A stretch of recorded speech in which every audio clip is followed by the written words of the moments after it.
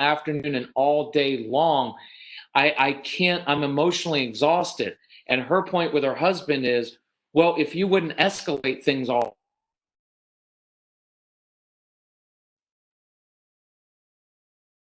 more energy, right? So I just want you to know, in your marriage, one of you isn't all right. We both are right, and we both need to compromise and work on things together. So, um, another hard part about having strong-willed kids, they're going to do things the hard way.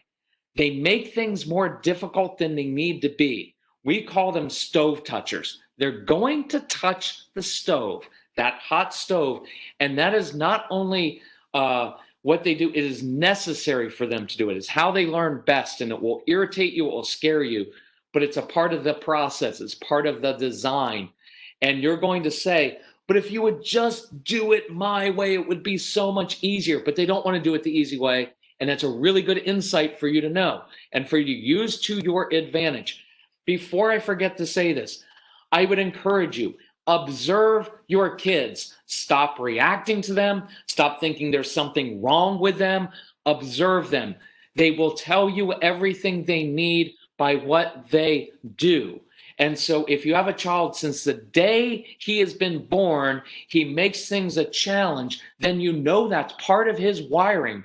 And so instead of fighting it and trying to make him be someone he will never be, because that's what we do, try to make him just like you or just like society wants him, it won't work. It will cause frustration and it will ruin your relationship. Instead, I say, okay, I've got a child who likes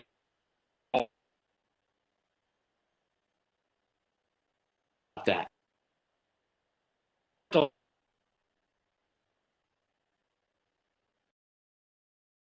Hey, bet you can't do your chores blindfolded, backwards, right? You do it in different ways, and we do schoolwork in different ways because they like their brains to be stimulated and do it in a different way. And so I just encourage you to observe. Casey, did you need something? Yes. Can you check what Wi-Fi network you're connected to? Because it's breaking up frequently, and if it's adjustable, that'd be ideal. Okay.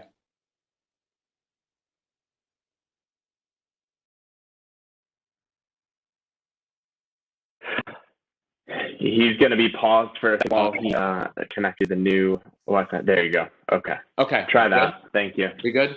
Yep. Okay. This is part of the new thing that we all struggle with now. So they're stove touchers. You're going to have to lead them. You're going to have to lead them. Casey, you look like you're frozen on my screen. Am I still coming through or no? You're still coming through, Kirk. Okay, good. I'll just not look at my son, and that'll be better for me. I'm kidding. So we want to lead these kids. You cannot push them. You must lead them. You must draw them. And then here's another hard part of having the strong-willed child. They are not going to want to do things your way. And this is going to irritate you because you're like, I'm the authority figure. You need to do things my way. And I will encourage you with this in this way. They don't want to do it your way, and partly because they want ownership. It's a really good quality because if we step back and think, why are you here? Now, some of you are here for sibling fights and defiance and disrespect, and we'll get to all that, and getting your kids to listen the first time, we'll get to that. But what we all want is we want kids who grow up to be independent, to be responsible for themselves, to be responsible toward other people. I will tell you, your strong-willed kids have that even better than other people. They just won't do it your way, but they are very independent. You've noticed, look, this is a hard part you're going to run into. There's a lot of hard parts, but like getting them to take lessons, music lessons. They probably don't want to listen to what your music tutor or teacher wants them to do, but they will look up a YouTube video and they will learn that way. They will teach themselves how to do things, but they think other people are stupid and they don't want to listen. And that's going to grate on you, and it should grate on you. I'm not saying any of this is right or good. It's just the way they are. And you can either fight it their entire lives and cause endless power struggles and make everybody miserable, or you can learn how to use their very nature to your advantage. And you can learn another fact, part of this, which is they're probably given to you because you're too rigid and you have control issues and you're too anxious about things. And these kids will cause you to grow up and to mature and to learn patience because they're not the compliant, nice little kids who just do everything that parents and teachers want them to. And in the end, that's a really good quality. And I'm glad they're like that. So they're not going to do it your way.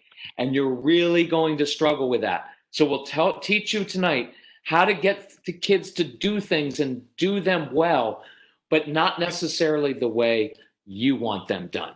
So in a minute, I'm going to do some toddler and teen things, and then we'll get into all the rest of why you came out. Very quickly, just so you know our background, if you don't want to, I'm not going to do a deep dive on it. If you want to learn about us, go to celebratecalm.com. That's our website, and find out. We have a podcast. It's called the Calm Parenting Podcast. And we have dozens, I think over 100 podcasts.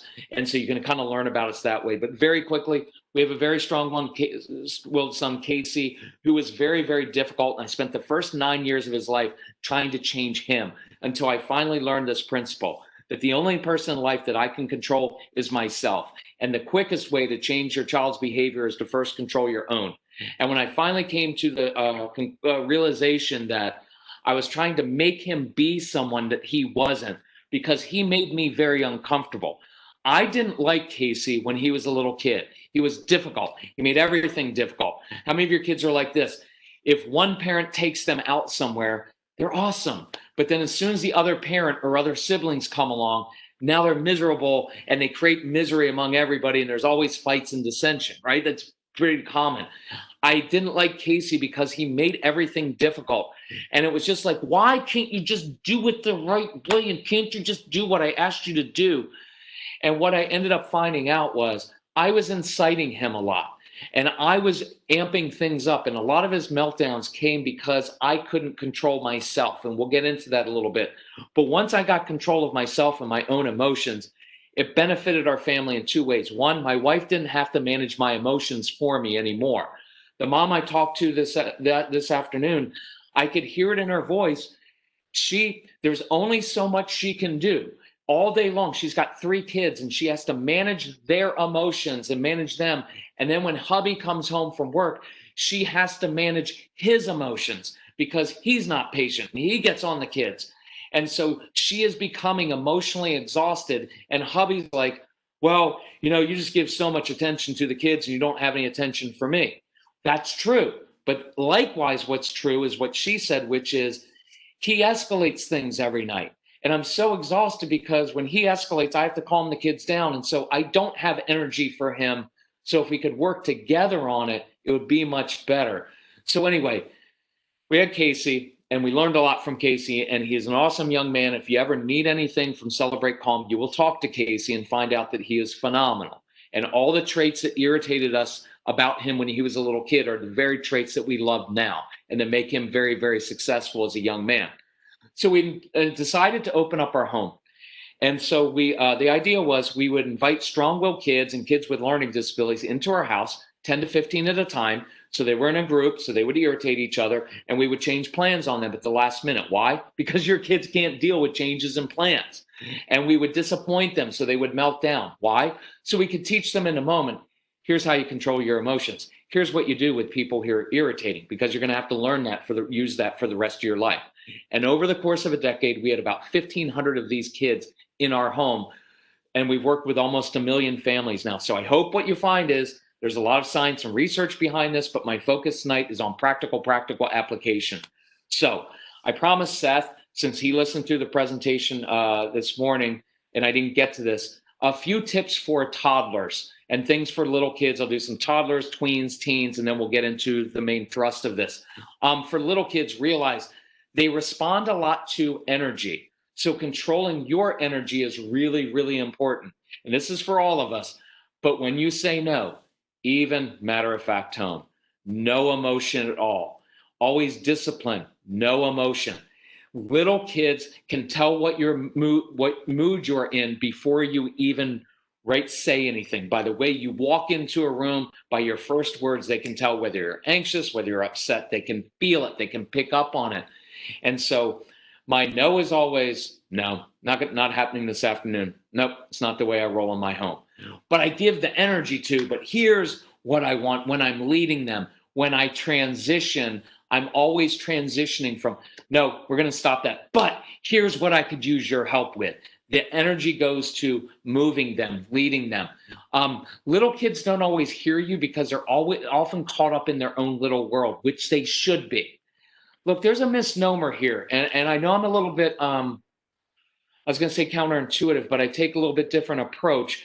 But I don't think little kids should listen to you or their teachers all the time. They're not made to do that, especially under the age of 5, 6, or 7.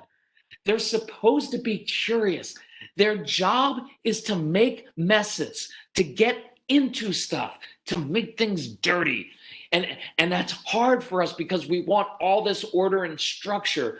But their job is to explore, because guess what? For the rest of their lives, they don't get to do that, right? And most of you are unhappy in your job because you don't get to explore and everything is prescribed and it's boring. You want them to be curious. So let them be curious and let them look. At times they're going to tune everything out, right? So sometimes with little kids, to cut through that with them, I use nonverbals. Music is a great way to get little kids moving, right? Whistle while you work. Bet you can't get dressed this morning before your favorite Bob the Builder song is over. Flicking the lights helps. There's for your little kids who are daydreamers, and this is kids of all ages, you can all say something like this. I'll give you a couple of them. Hey, it's really cool what you're doing right now. Why do you like that so much? And ask them, and then transition with some energy to, hey, here's what I need some help with if you want to be a big guy, if you want to be a helper, right? If your kids zone out at times and they're daydreaming, say, you know what? I bet you're somewhere really cool inside your brain right now. Where did you go? Ask them that. Ask what they're daydreaming about, because you will learn so much about what they're curious about. And you can use that to your advantage in so many ways at motivating them. But reach into the brain and say, that's really cool. Hey, do you think you could help me right now with this? And try to move them to a different task, if that makes sense. We'll hit this in a few minutes. But when you get them to stop doing something, whenever you tell a child to stop doing something inappropriate, I want you to give them something appropriate to do. Oh man, we need to stop doing that right now. Oh, but you're really awesome at X. Could you help me with X? Make things a challenge to stimulate their little brains. Maybe you give them a time limit. Do it backwards. Do something blindfolded. Say, hey, bet you can't do this. Look, that works for kids of all ages. I'm volunteering now at an inner city community center. And sometimes when I want to get the kids to do something, I go right to hey, you know what? I was going to ask you to do something, but I don't think you do it. I'm not sure you're big enough, old enough, mature enough to do that. And immediately they're on, well, what is it? What is it? And then I give them a challenge and then they're on it. But if I make it like a chore, they never want to do it. Most of your little kids, or many of your little kids, have sensory needs. They're always seeking sensory pressure. So you'll notice them at times hitting, constantly touching, grabbing someone walking by. Maybe they're being rough with a new baby, right? By the way, if you have that, the new baby comes along, your older child is going to be jealous because of all the attention that the new little annoying baby gets. So make sure that you give them a job to do. Hey, you know what? Your little brother's kind of cool, but man, you're older. You know all kinds of things that he doesn't. I really need your help. And give your child some jobs to do, doing some things that help out, because it makes them feel older. They like to feel more special that way. And you're giving them energy when they're doing that. And make sure you remind the grandparents and the friends who come over, because what do? They head right for the little cute little infant. Make sure they stop, get on a knee and say, man, we've heard that you can build a Lego with like 58 pieces. Can you show that to me? And affirm that, and then go for the little baby. It just helps a little bit. But you'll notice with the sensory kids, they're kind of rough at times. And so I want to proactively meet those needs. So think about little physical activities. I encourage you with kids of just about all ages, maybe not teens, but have toddlers in elementary school for sure. create an obstacle course. An obstacle course in the backyard or the basement. And this does not have to be expensive at all. It can just be anything tubing, anything they crawl under, crawl over, things that they do where they have to press against things, climbing things. And this is not meant to be funny. I would wake your kids up in the morning, especially if they go to school, and say, hey, bet you can't make it through your obstacle course in less than 52 seconds. Hey, guess where I hid your oatmeal or your breakfast or cereal this morning? I hid it out in the obstacle course. Bet you can't find it. And I'm being honest with that. Look, you guys are in Prosper. You have good weather most of the year. Your kids can be outside almost all the time. Why not get them going outside first thing in the morning?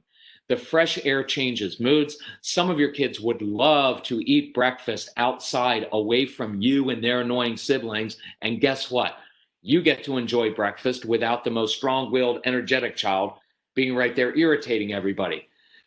Here's one for Seth and all of us is don't make things more difficult than they need to be. Don't be afraid to do things differently. Like we always get this like, well, we want to enjoy family dinner time. Well, I like to do that too. But if you have little kids who are always moving and every night at dinner ends up with dad saying like, Jacob, you need to sit still at the dinner table. We need to enjoy dinner together as a family. Well, you're not going to enjoy dinner that way. So why can't all your little kids eat anyway are mac and cheese and chicken nuggets. So feed them at 4:30. Feed them early. Then you and your spouse can enjoy dinner together without having to correct the kids and get on them and make sure that they eat everything, right? And that's your own issue also. Model for your kids what you want them to do. Stop freaking out about everything. So don't make it more difficult. If that works and you feed them early, good. Well, we wanted to have bonding time at dinner. Well, who says that's the only time you can do that? So kids eat early. Mom and dad get to actually eat dinner and enjoy it. And now after dinner, dad and mom now can play with the kids on the floor, which is a better way to bond with them, or go for a walk or play outside. You still get your bonding time, but you're not stuck trying to correct them and them getting in trouble because they can't sit perfectly still. And for the men out there, I am one, who are like, well, they should learn to sit still at the dinner table because we did that when we were kids. Yes, we did. But well, guess what else we did as kids? We got home from school at about 2:30 or 3 o'clock in the afternoon, and we were outside for literally 2 or 3 hours running and playing nonstop and playing games like Kill the Guy. Look, we played games like Kill the Guy with the Ball. And I saw some kids playing this the other day, and it was awesome. You throw a football up in the air. One guy catches it. You fight to catch it, and then guess what happens? 3 or 4 or 5 other guys jump on top of them and tackle them. If you wonder why we didn't have sensory issues as kids, because we were getting those needs met every day by getting pounded by our friends. So by the time we came for dinner, we were exhausted. We weren't moving all over the place because we were physically exhausted and starving. But if your kids come home from school and they're on screens or sitting for another 2 hours after sitting at school for 6 hours, they're probably going to be jumpy at dinner table. So step back sometimes. Don't make things too difficult for yourself. Let them do things in a different way.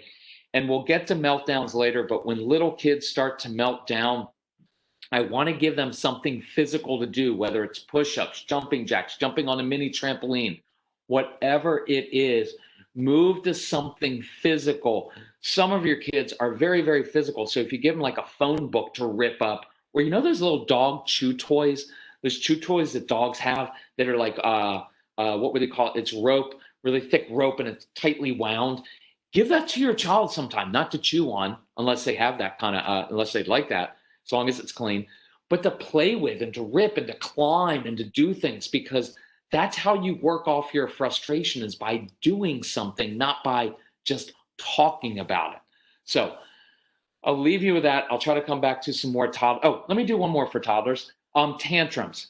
Here's the difference, and this is for all of us, but a tantrum is a rational thing that a child does, because you say, no, you can't have those fruit snacks. I'm going to throw a big tantrum and I'm going to be upset and I'm going to scream and yell and throw myself on the floor. And I'm going to do that in the middle of the produce aisle at the grocery store when I don't get my way.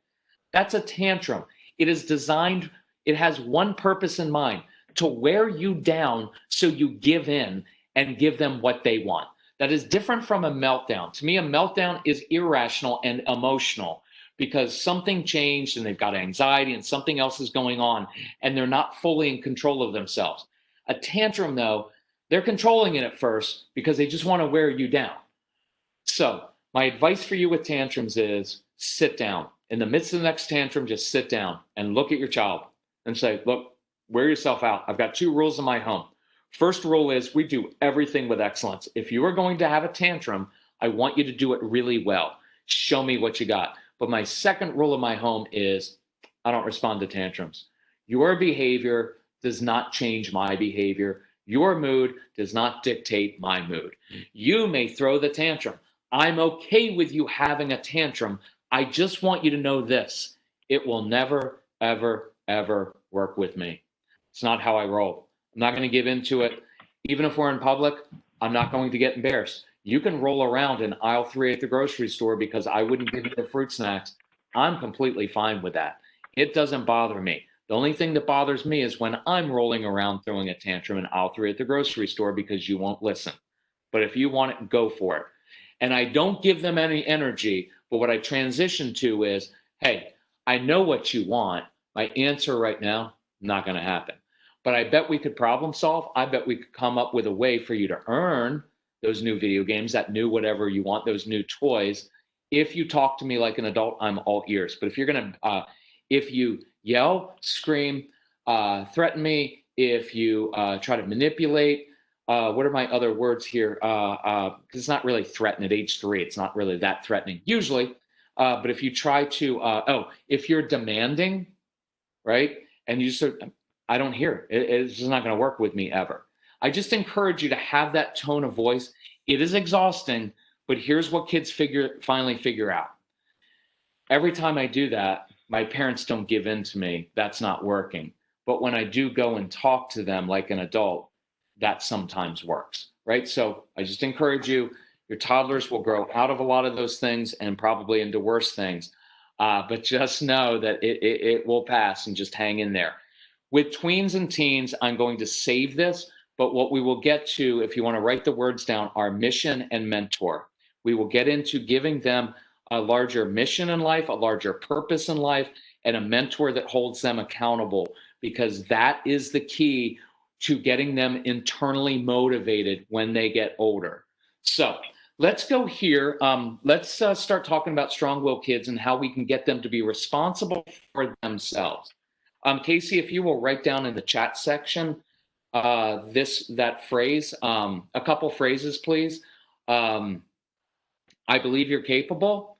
And write down when we step back as parents, it gives our kids space to step up. If you could write those, because that'll help me remember. And it's a nice little notes for the parents joining in. So, okay. So let's talk about strong-willed kids. I kind of alluded to this. What I want to give strong-willed kids, and the reason that they will not do it your way, and that's a good thing, is they want to do it their way. And this is going to irritate you because you're the authority figure in the home, but I just want you to hear me out on this.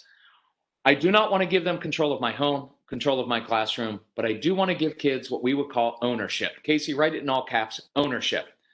I want to give them ownership.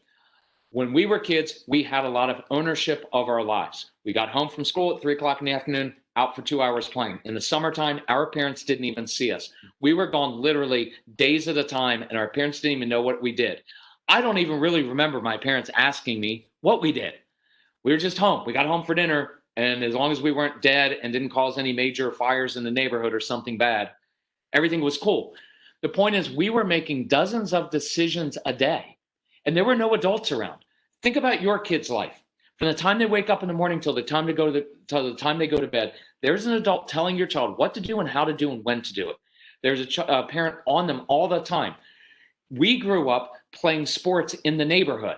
It was just some guys Gals got together and we made up our own rules and we made up our games and we came up with hybrid games. We had a game called hockey soccer. So you could play soccer, but you were allowed to check people because we were very physical kids.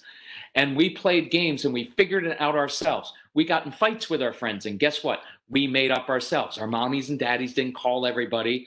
And I understand why you have to do that nowadays, but sometimes it's really counterproductive what we do.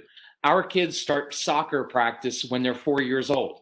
It's useless. They just run around in a little circle. They'd be better off having a mom or dad in the neighborhood just getting a soccer ball out and drawing some kids to you and letting them just play by themselves, because then they figure out they learn so much by playing. And so the point is, your kids don't have a lot of ownership of their lives, which, by the way, is one reason that they get on their screens, because they know that you hate screens and you don't get on their screens and their video games with them. It's something that's theirs and theirs alone. So I want to give kids ownership, and here's kind of how we define it. Picture this box, and this is kind of like a little box, and I want my kids, I give them this box to live in life, and I want to create a large box, and I say this, guys, here is the box that you get to live in. It's a big box, but it's got very clear boundaries. I've got very clear expectations of what I expect of you in life. It's very, very clear. But within this big box, I will give you some space, and write down the word space. It is critical for your kids. I will give you space to do things and do them differently than I would do them, as long as we accomplish the same task. Does that make sense? I'm not saying, oh, if you want to do your schoolwork, oh no, schoolwork's getting done. I just don't care how you get it done. So let me give you a few examples in here. Let me do a space one first. When you correct your child's schoolwork or homework, instead of saying, come on, sit down at the table. We need to go through because you clearly didn't get this. And I'm going to show all the things that you did wrong. And I'm going to stand over you waiting for you to fix it. And then you're going to dawdle like you don't know how to do it. And I'm going to get frustrated because if you would just do it, you would be done very quickly, but you're wasting our time. And now everybody's frustrated. But what if you were to pull out their schoolwork and say, hey, listen, nice job on the math worksheet. Listen, I circled number 4, number 9, number 16, number 23. Listen, I've got to go get started on dinner, on laundry. If you need some help in a little bit, come grab me. I'll be glad to help you.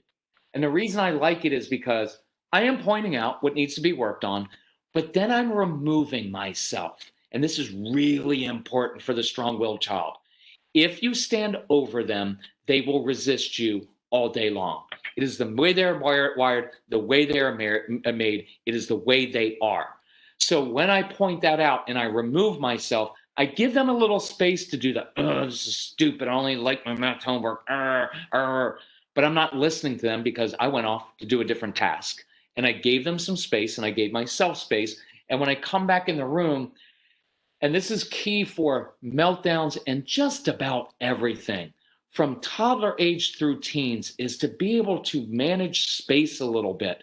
Because I guarantee you, those of you who have older kids, even 3rd grade, 8th grade, 12th grade, and this is not meant to be mean, and there's no blame and guilt in what we do, but I guarantee you most of the power struggles, or a lot of the power struggles come from the fact that you just don't leave them alone, and you're on them all the time, and you just keep talking. They're like, okay, mom, got it. And you're like, no, you don't got it. And you keep going and going, and it provokes them to anger.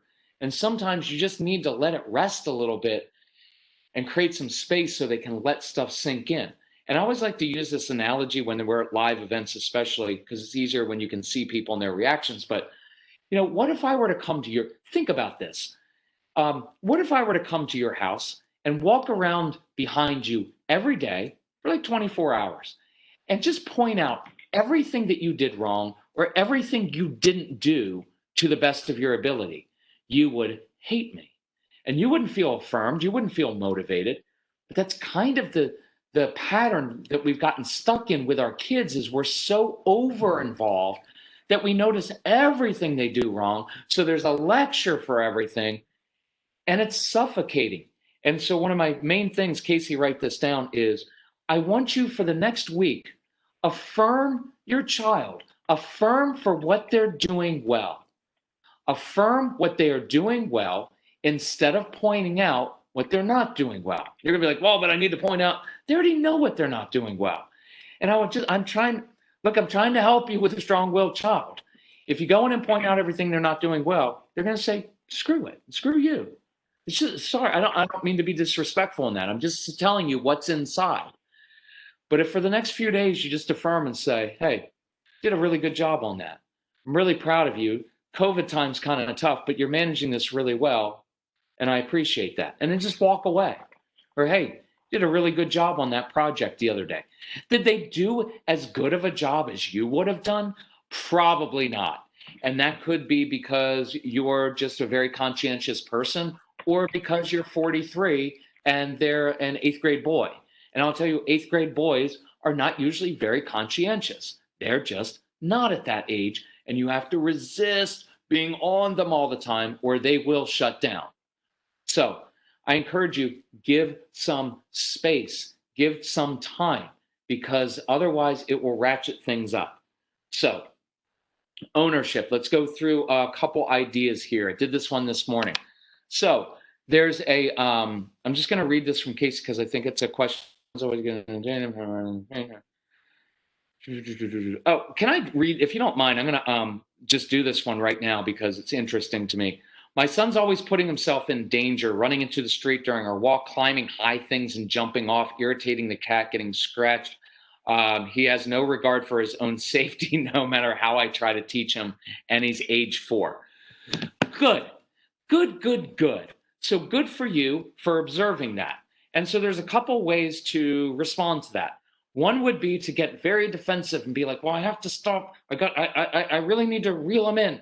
And I need to talk to him constantly about the need for safety and for impulse control. And all of those things are the natural thing that you're going to want to do.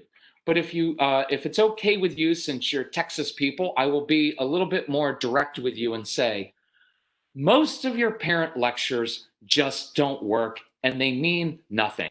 They're literally just words, and they don't mean anything. And that doesn't mean you're doing anything wrong, but look, you've probably been talking to him about all these things since he was probably 2 when he started jumping off the roof.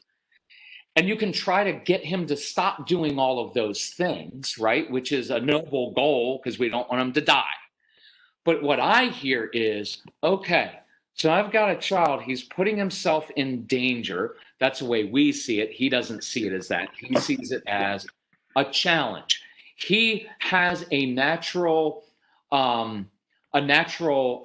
longing, desire to push the limits. You are not going to take that out of him. You're not. It's in there. So I don't go to the extremes. Well, I guess he's just probably going to die when he's 6. I don't say that either. But if you don't give him appropriate ways for him to get that brain stimulation and that challenge, he will continue to seek tougher and tougher, more challenging things to do. So I begin to think of, well, one is when we're going for a walk and he runs into the street and said, no, don't do that, don't do that. Focus his brain while you're going for a walk on what he can do. Ask him, see if he can hop on one foot for 7 steps and do the next one for 9, because that makes him concentrate. Maybe he has to walk or hop or run backwards. Maybe he has to walk on his hands, or maybe he walks on a mix of his hands or feet, or he does it in some odd way while he's throwing a ball up in the air. Begin doing this because, listen, this is going to be exhausting for you. This child has an extraordinary amount of energy. He likes climbing high things and jumping off.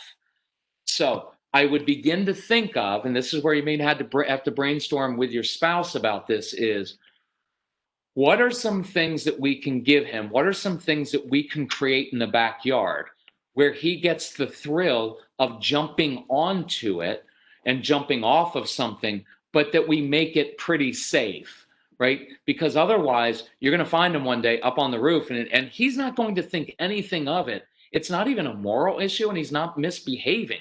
He's driven by this need that he already feels. He loves, by the way, I would look up and see an occupational therapist. Casey, write that down, OT.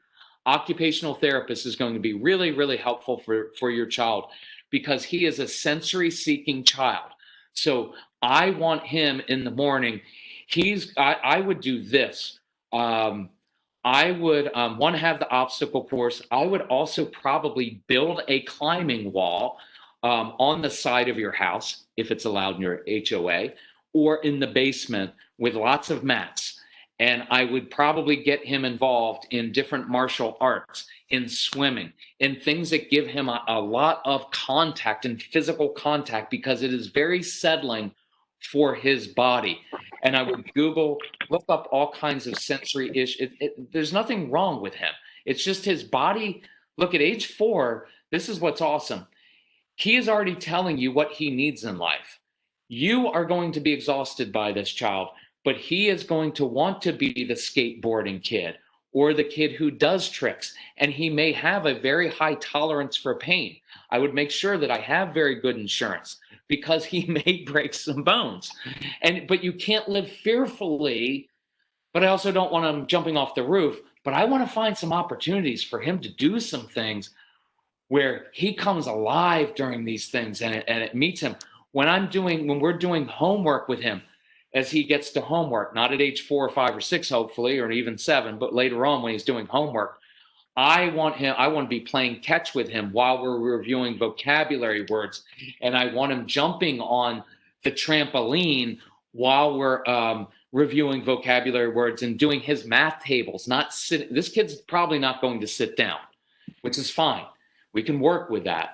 But just begin to work with that and notice what feels good to him. I would teach hubby to do some wrestling with him, as long as they don't end up fighting each other and getting upset.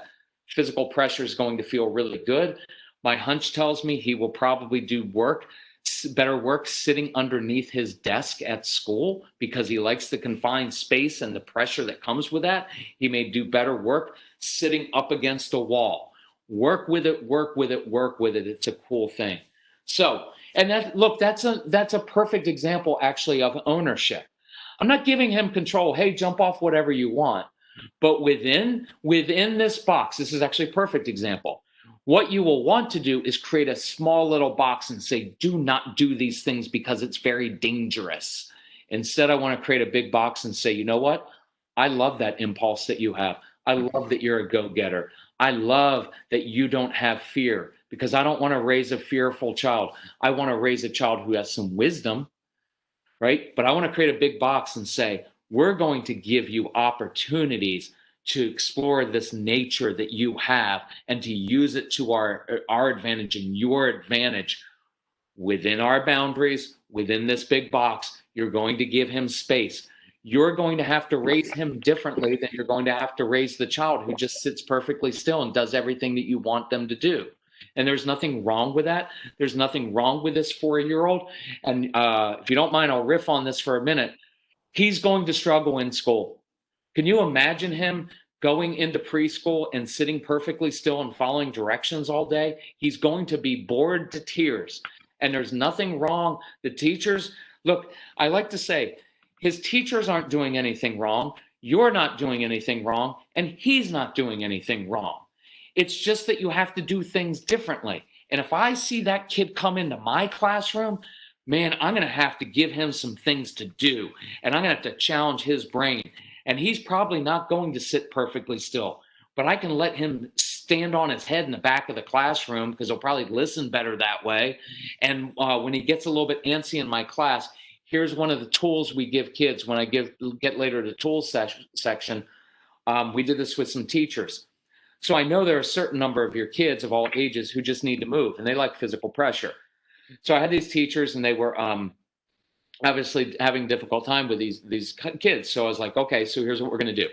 We're going to get 2 backpacks, a red backpack and a blue backpack, and we're going to fill them with books or rocks. I don't care. Make them heavy. And we'll have them in the back, one in the back of the classroom, Mrs. Henderson, and Miss Collins is going to have the red one in her classroom. So when this little guy who's 4 or 5 or 6 or 7 or 8 or 10, however old your child is, starts getting antsy or starts kind of squirming a lot, instead of just correcting him all the time and him getting in trouble and losing recess, I'm going to say, oh, Jacob, I need your help. Blue backpack. And we have it pre-established. His job is to go to the back of the room, put that backpack over his shoulders, which is really good, Really good for meeting sensory needs. It is very calming and settling. By the way, when you work on the large muscle groups, it helps with fine motor skills and the writing process. That's why sweeping in class is so good. Cleaning desks is really good because you're crossing the midline of the brain and the body. It's really helpful for the brain process. If you struggle with any of that stuff, listen. We've got a program. It's called ADHD University. Listen to it. It's phenomenal. It will save you tons of money on therapy and testing because we can tell you what to do with all of this stuff. There's nothing wrong with your child's brains. There's nothing wrong with them. Their brains are just different. And if we learn how to use them and teach our kids that their brains are good and there's nothing wrong with them, man, they can be super successful. So, hey, Casey, you might be unmuted. I hear some typing, and I'm not sure whose that is. But I don't know if that's me doing it. But just check. It's slightly annoying to me. That was me. I'm sorry. See, why can't you follow directions? It says to mute yourself. Isn't that what we do to our kids, right? We do it all the time. Instead of me telling him, Casey, you're being really helpful by putting these notes in the chat section, we're like, why didn't you listen? That was embarrassing. Anyway. Okay, I'm going to leave it there. I think I've exhausted that with the 4-year-old, but we're going to give him some different tools to use. Oh, it was take the blue backpack. Sorry about that. Take the blue backpack to Mrs. Collins' class, and then when he walks in that classroom, she's going to, oh, good, thank you. Can you take the red backpack back to your classroom? I just gave the child about, 43 seconds to move. But he got to carry 2 things that were heavy. It's settling, it's comforting, and I gave him a job to do. And now 2 teachers were able to say, oh, good job, thank you, rather than, I don't know why you can't sit still. Does that make sense? I want to constantly create, if you want to write this down for younger kids and older kids, create wins, create successes. I always want to be creating successes. So ownership, here's a good example. So mom, and this can be slightly older even, son has told his mom, hey, I want to get good at golf because I want to make the high school golf team. Good. So mom, being a good mom, spends some money, gets some lessons. They go out to the golf course. This is not cheap. And son is practicing and hitting the ball, but he's slicing. Ball's going off to the right. And so mom, as a good mom, says, hey, son, I've noticed your hips and shoulders are not parallel, and you're off a little bit, and the son says, okay, mom, got it. She's like, no, I need to show you this because, you're slicing, and if you would just do, and he's like, mom, I've got it, no. You know what, son, if you don't got it, because if you did have it, you wouldn't be slicing. Let me show, mom, I don't need your, listen, son, I am paying a lot of money for this, and I'm not going to waste the time. And you've told me that you want to make that. And here comes the big speech, right? You've told me that you want to make the high school golf team. And if you're not going to listen to me, you're not going to do it. And it's wasted breath and wasted time. And by the end of it, he's like, fine, you know what, mom? I don't want to do it anymore. I quit. You're not going to quit because I paid in advance for 14 lessons and it cost me $8,000. And now it's a big fight and everybody's miserable. But imagine, remember the space word. Imagine that mom mentions like, hey, hips and shoulders, and the son's like, okay, got it, mom. Mom goes over, takes some time, and she works on her short game, and she putts on a putting green. Or maybe she goes into the golf clubhouse and has a drink or 4. Kidding. But I don't care. I'd rather you be in the clubhouse having a drink, not getting drunk, having a drink, than lecturing and badgering your child. It's much better use of your time. So I'm not advocating drinking, but 1 drink is okay unless you have trouble with that. So, you know what I say mean in context. So now, 30 minutes later, mom, after putting on the putting green, comes over, and now watch what her son's going to say. Mom, come here. Let me show you. Look, mom, I figured it out. Now, is he doing it perfectly? No. Is he maybe hitting the way he should be? No. But he worked on it himself. He figured it out, and he's doing better. And instead of being all over him, and I know what mom will be thinking, well, if you just would have listened to me, I could have shown you that in a more easy, quicker way. It's not the point. It's not the way they want to do it. And now mom comes back and she gets to affirm and say, you know what I admire about you? By the way, I love this phrase. You know what I admire about you? I admire that you have the persistence when you really want to learn something to figure it out on your own. Because watch, you know what it usually is? Why won't you ever listen to anybody? Your kids aren't going to listen to people. They're going to figure stuff out on their own. It's the way they're made. And that's a great quality to have. It's just irritating when they're your child. But that phrase, I encourage you to use at times. If you've been fighting your child since the day they were born, tomorrow morning when they wake up or when you get off of this webinar, maybe go in their room and say, you know what? I wish I was more like you. I wish I was more like you because you're really assertive. And I always know where you stand because you tell me exactly what you want. And I wish I was a little bit more confident like that. Affirm them for what they're doing. I'll give you one more in a totally different way. Affirm your child. Some of you have kids who struggle with anxiety and even severe anxiety. And I've had a lot of people we work with and their daughters have very severe anxiety. And that makes sense in this society and with social media. And they struggle to go to school. And we're on them all the time. I don't know why you can't go to school. I never miss school. You're so smart, blah, blah, blah. And instead, one morning, if you were to write a note or to say on the way to school, hey, honey, you know what? You know what I realized? I bet that no one has any idea how much courage it takes for you to get up and go to school sometimes. And I just want you to know I'm proud of you. If you think that won't reach down into your child's heart and motivate them to fight even harder, man, that's how I want you to do it for the next week, to reach down in there. Virtually nobody responds to negativity, including you. You would not keep working at your place of employment unless you were desperate, if your boss just constantly told you what you were doing wrong. You want to work harder for your boss, I guarantee you, because your boss said, hey, that last project, you killed it. And I really appreciate the extra effort you spent on that project. That makes you want to work harder. So let's not think that it works differently with our kids, right?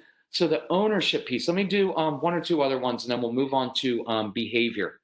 So one of our favorite examples for getting your kids moving in the morning. Oh, by the way, let me give you these two little quickies. Younger kids, wake them up in the morning. Don't talk to your kids about school first thing. Guys, ready to go to school, ready to go to that place where you're on red on the behavior chart, right? You don't have any friends and it's a struggle. No, right? That's not motivating in the morning. Kids, treasure hunt. Little kids, hey, hit something in the backyard, but you can't find it next 12 and a half minutes before breakfast is ready. All kids love treasure hunts. Get them up and moving, doing something. Use the obstacle course. Older kids, I want you to connect with your older kids over something that's interesting to them. Here's the hard part. What is interesting to your child, teenager, is probably annoying to you. Their music, you're going to hate. You know what that means? You're old. Now you're old. And you've become your parent because your parents probably hated your music. It's just the way that it works. So be curious about it. So wake them up, and you will hate this, but say, hey, if you get up, get dressed, get downstairs in the next 12 and a half minutes, you can show me 2 TikTok videos, and I'll watch them. I'll even fake like I'm interested and think they're cool. Don't say that part. But bond with them over their music. Like even if it's rap music and you hate rap music, be curious with your kids. So I'm curious. I don't really understand everything in this, but I'm curious. What is it about this music that you like so much? And listen to them, because I guarantee you're going to learn something. And I guarantee you, when you enter into things instead of fearing them all the time, it gives you a better chance to change your child's behavior. Just try it sometime. It's interesting. So here's what I say in the morning. Hey, son, I have one goal for you in the morning. I want you in the car or on that school bus at 7:21 a.m. 7:21 a.m. One goal. School bus, car, 7:21. I don't care what you look like. I don't care what you smell like. I don't care what's in your stomach. If you're smart enough to wear the clothes to bed that you're going to wear to school the next day, you can sleep in till 7:19. Roll out of bed, grab that Pop-Tart that you hid under your bed because I know you hoard food up there. You can run out to the school bus. You don't even have to have your shoes on because we live in Texas, not Canada. You're not going to die. And if they make that school bus by 7:21, your appropriate response is fist bump. Nice job making the school bus, my friend. Now, what are you thinking inside? I hate the way they get ready. I want my child to get up early, and I want them to eat blueberries and avocado and have good, healthy fat and antioxidants so their brain's ready to learn. And I want all those things, but your lecturing never makes it happen, does it? When was the last time your child said, Mom, I didn't realize that what I was putting in my body was so unhealthy? But after you lectured me for the 14th time and showed me the food pyramid, which is all wrong anyway, I'm motivated to eat healthy. I guarantee you, the more you press your kids, the more you lecture, the more you try to change them, the more they will resist. Is that not true? If you tell them, get to the car, go to the car, go, go, go, the more quickly you try to get them to move, the more slowly they go. They're not rejecting you. This is important. They're rejecting your anxiety. I believe our greatest enemy as a parent, enemies as parents, are our control issues and our anxiety. Let me hit these really quickly. You and I have control issues. We want things done a certain way. It's fine, because I'm 54. I know the most effective and efficient way to do it is do A, B, and C. You need to do it A, B, and C. It's the best way to do it. We don't have time for all of your other stuff. We overschedule you. Let's go and move. That's my natural parenting mode. But I have a lot of control issues. You probably have control issues. And we have established a strong-willed child is not going to do things the way you want them done, and their way is going to irritate you. But if I could be honest with you, your way is not the only way to do it. And your way is not always the right way to do it. It may be the most efficient way to do it right now, but it doesn't mean it's the right way for them to do it. And so I encourage you to spend some time working out your own perfectionism, your own control issues, or you're causing most of the power struggles. You are. And the great part of that is there's no blame or no guilt. It is this. There's only one person in life that I can control. It's myself. And if I learn to control myself, I guarantee you the quickest way to change your child's behavior is to first control your own behavior. And if you can step back, there's that phrase, Casey wrote it down. When we step back as parents, it gives our kids space to step up and be responsible for themselves. When we step back from lecturing, micromanaging, we micromanage them all the time, from fixing everything. Stop fixing everything for your kids. You know what our parents did for us? They weren't involved in everything. Now, some of it was because they were neglectful, and some of us had alcoholic parents. So I get that. But some of what they were saying is, I believe you're capable. I'm not going to figure everything out for you. I'm not going to show you everything. I'm going to model it for you. I'm going to live my life. But I believe that you are capable of fixing things on your own. You are capable of figuring it out. You are capable of wrestling with things. And it's going to be difficult, and you're going to stress over it a little bit. But that's good, because then you'll become resilient. You'll become a problem solver. I think we owe it to our kids to allow them the same space to figure some things out. I know, but you know what? I wasn't going to say this. I believe that we cause our kids a lot of anxiety.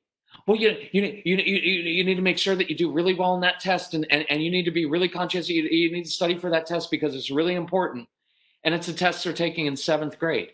That test they're taking in 7th grade has literally no bearing on their entire life. It doesn't. And I'll tell you this, that big test that they're taking in their junior year, it doesn't really matter. Now, does it matter? Could it cause them to fail the grade and take it over? Or maybe sure. But it doesn't mean it's going to ruin their whole life, because the truth is maybe they wanted to fail. Maybe they wanted to take a harder path. I'm just saying we create a lot of anxiety because we make such a big deal out of everything. And I encourage you, moms and dads, you're very engaged parents, you're very bright parents, you're listening to a parenting webinar. It means you're a good parent. But sometimes you're too good of a parent in the sense that you're too overly conscientious. And sometimes you get so wrapped up in your kids' things like, oh, we have to do that. Well, no, you really don't. And so it creates all this anxiety in our kids. Look, we didn't have that anxiety. I don't remember having such a big thing over like honors classes and doing this and doing that. We just kind of ran around and we got good grades and we did our work, but it wasn't pressure from a young age. It's almost like we're trying to make them professionals, and we're robbing. Let me say this. Some of us are robbing our kids of their childhood. They have the rest of their lives to be miserable like us. They do. Why does everything have to matter so much? Try your hardest. That's a misnomer. That's a lie. You don't have to try your hardest at everything, nor should you. Moms and dads watching this, today, you did not try your hardest at everything. You used wisdom and made good judgments and said, I need to do my best at that task, but that one, not so much, because it's just not that important. See, that's wisdom. But with our kids, we're like, no, you need to do everything to the best of your ability. No, you don't. That's a very false standard and a horrible standard to set for your child. Because if you want them to burn out and to not be able to judge between what is important and what is not important, then keep doing that. But you'll create a stressed out child who's worrying about things that literally don't matter at all. And part of being mature is even teaching your child at times, no, that class, if you have to choose, that one's not as important. But reading, writing, arithmetic, oh no, I want you to do really well. I want you to be a good writer, and I need to be able to express yourself in writing, and you need to learn math or science or whatever. But that social studies class, no knock on it. I'm a history geek. But when you're a kid, maybe you don't have to do as much on that, or a certain project. I'll leave it at that. You use your own wisdom in that, but please step back a little bit, control your own anxiety. And I'll say it this way. Here's what happens. Your child isn't living up to their potential, and so you start to project into the future, and you think, well, what's this 4-year-old or 6-year-old or 12-year-old or 16-year-old? Who's going to marry them? Who's going to hire them? How are they going to do well in life? Because they're not putting in their maximum effort. They're just doing the barely necessary amount of work to get by. And you're going to lecture and lecture, and what's going to happen? They will do the opposite of what you want. They will resist you, and they will fight you, and you will ruin their relationship with them. And that's because of your own anxiety. Control your own anxiety. Your kids are going to be fine because they're growing up in a good home. Model it for them. A mom asked last night, well, how can I get my kids to be grateful, and how can I get them to be kind? Well, be kind and be grateful yourself. Let them see how you live your life. When someone wants to cut in front of you in traffic or the post office, let them cut in front. Be gracious to people. Let them see it. Are you being gracious and kind toward people who have a different political opinion than you? Because they're hearing that. They hear it. And so if you're not being gracious and kind and judging and you're judging the motives of people you don't even know, right? Like your lectures don't matter. Your actions do, right? And so there's no blame and guilt in that. It's just that you have a tremendous amount of power by doing what you do. Let me hit on this one thing too. So this came up in a podcast I just did this past week. It's one of my favorite podcasts. It's really, really good. So look up on the Calm Parenting podcast. But the parents were talking about sibling issues and that the siblings are picking on each other and can't get along. And you know what hit me? I guarantee you in most of our homes, again, no blame, no guilt, it's just the way it is. The two adults in the home can't even get along, right? And we want our kids, be kind to each other, work out your problems together. And I guarantee you, half of the parents listening to this have not had a very difficult discussion. You haven't had a difficult discussion with your spouse, possibly in years. You know what? Because wives, you brought something up hard to your husband and he ended up dismissing you. And that hurt. And every time you bring it up, he dismisses you. Or when he brings something up, maybe you react to it and you get emotional, or he gets emotional. We all get emotional, and then we check out. So we just stop talking to each other. And so what happens is you start building up resentments. And so watch how this happens. We want our kids to do things that we're not even capable of. Is that not true? You've got resentments built up for the last 3, 4, 5, 7, 14 years over things, and you can't bring up something to your spouse because you're afraid of how he or she is going to react. That doesn't work. That will eventually blow up on you, and it will not work with your kids. And so I encourage you, whether you go to marriage therapy, whatever it is, work on yourselves. If you want to change your child's behavior, work on your marriage. Nobody wants to do it. We have this program. It's called the Calm Couples Program, marriage mentoring program that I do. I've made this thing so inexpensive because nobody wants to work on their marriage, and you can do it right from your own home. You don't have to spend money on therapy. It's way cheaper than therapy, and you can work on it from your own home. You can work on it by yourself and learn relationship skills. It is phenomenal. I did it for men because men don't like marriage therapy because it feels like the therapist and our wife is teaming up on us. So I mean, it's so cheap. We have a special there's a thing on our website called the Calm Parenting Package. We're doing a fall clearance sale, and you get the marriage program as part of that for less than the price of going to one therapy appointment. You get like 30 hours worth of materials. So I encourage you, look that up. It won't only just change your child's behavior, could save your marriage, which will save you literally tens of thousands of dollars on divorce and splitting up your assets. So up to you what you do, but work on it and don't dismiss that. Because here's my question. If the two adults, if you and your spouse can't work on problems together, how are you going to expect two siblings to do who are 4 and 6 and 14? So controlling yourselves is critically important with this. And I want to give kids ownership of their behavior. So the 721 example, I don't care what you wear to school. If you want to do this, eventually they will eat healthy food because you eat healthy food. And because every day in third period, their stomach hurts. And because it hurts their stomach, they will start getting up and fixing their own breakfast. Many of your kids, by the way, will cook, and I would have them cook for you. Just know they're not going to follow the recipe, and they're not going to clean up well. And just know that that's the way it works. By the way, Seth, if you're still there, for toddlers, strong-willed toddlers who get like a vision for what they want to do, they will dump 1.5 million toys out on the floor, but they're not picking them all up by themselves. And you're going to say, like, well, but if they don't learn how to pick up their toys when they're 4 and they're 6, how are they going to be responsible in a job one day? It doesn't work that way. You're projecting into the future. Just know your toddler is not going to pick up all of those toys by himself. You are going to find yourself down on your hands and knees, grumbling and complaining because you're picking up the mess that he made. Why? I work with 1 million families. It's just the way it works with some of our kids, right? Conscientious kids will pick up everything and they'll be great. They're going to grow up and be awesome adults, but they'll need therapy because they're people pleasers, and they end up with a lot of resentment in life because they do everything for everybody else and everybody takes advantage of them. Moms, dads, how many of you are like that now? That's you. So you get to break that generational pattern. So let's go through this. So I want to give kids some ownership. Let me do this question. We have a question on, hold on, give me just a second. Tools for schoolwork. That's what I forgot. So schoolwork. Let's do homework in some weird ways and different ways. I'm going to throw out a ton of ideas. Experiment with them. So you have a child who hangs upside down off the sofa because it meets a vestibular need and he has sensory needs. Walk into the living room, give him a math worksheet and say, "Bet you can't do your math worksheet sitting upside down." Some kids need to listen to music, really intense music. Try some intense music.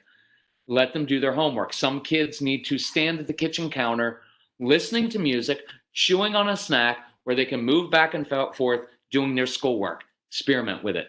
Put a blanket over the kitchen table. You now have a fort. Forts are fun. Child does his schoolwork underneath the kitchen table. Why? Because you can't go underneath the table. And because it's dark under there, dark is fun. Now they get to do their homework using a flashlight. Flashlights are always fun. Make learning fun again, right? If they don't have a flashlight, give them some matches. They'll figure it out. I'm kidding. And they'll eat the chicken nuggets and mac and cheese that fell off the table from the night before. We want to jumpstart the child's brain. I want to do homework in different places, in different ways. I have a weird idea that I want you to do with some of your kids. Try it. Let them do their homework or their schoolwork sitting in the car. Maybe you pick them up from school, or you pick them up from the Taekwondo class or whatever it is, daycare, and you come home and say, "Hey, if you want, you can sit out here by yourself and do your schoolwork out here." I have a lot of kids who do that. You know why? It's their own place. It's safe out there. It's like their own little confined place. It's kind of cool. It's different. It's weird. They can roll the windows down, get the fresh air coming in. They can listen to music. Try it sometime. Don't be afraid to try different things. I would encourage you during homework time, do it outside. We already mentioned reviewing vocabulary words and math facts while the kids are jumping on a trampoline, while you're playing catch, while you're shooting baskets. I'm doing at the little inner city community center where I'm volunteering. I'm doing so much of the learning while we are moving. I bring tennis balls in. This is interesting. So I bring tennis balls in. I just hand them out to the kids. Don't give them any directions. And you see, watch this, one little boy, AJ, is doing a Zoom class because they're doing all virtual learning for the most part. And I notice the tennis ball is under his foot. And he's rolling that tennis ball back and forth. It's not making any noise. And he's rolling it underneath his foot. He doesn't know brain science, but what he knows is when I'm moving something under my foot in that kind of rhythm, it actually helps my brain work better and helps me pay attention. So don't be afraid to do things in different ways. Learn to manage your child's energy, not their time.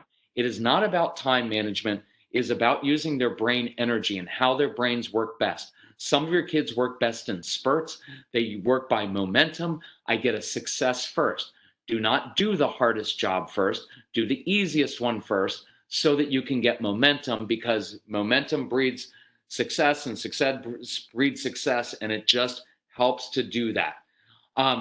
let's talk about, let me do a question because it helps break it up for me a little bit in talking. I'm an introvert. Talking for 2 hours straight is it's hard for me. So my son has extremely low frustration tolerance. So do most of us as parents. Then add that to ADHD, anxiety can make a lot of situations extremely difficult. Any sort of advice on dealing with this? Okay, extreme low frustration tolerance, add that to ADHD, anxiety. Okay, so here's a couple things.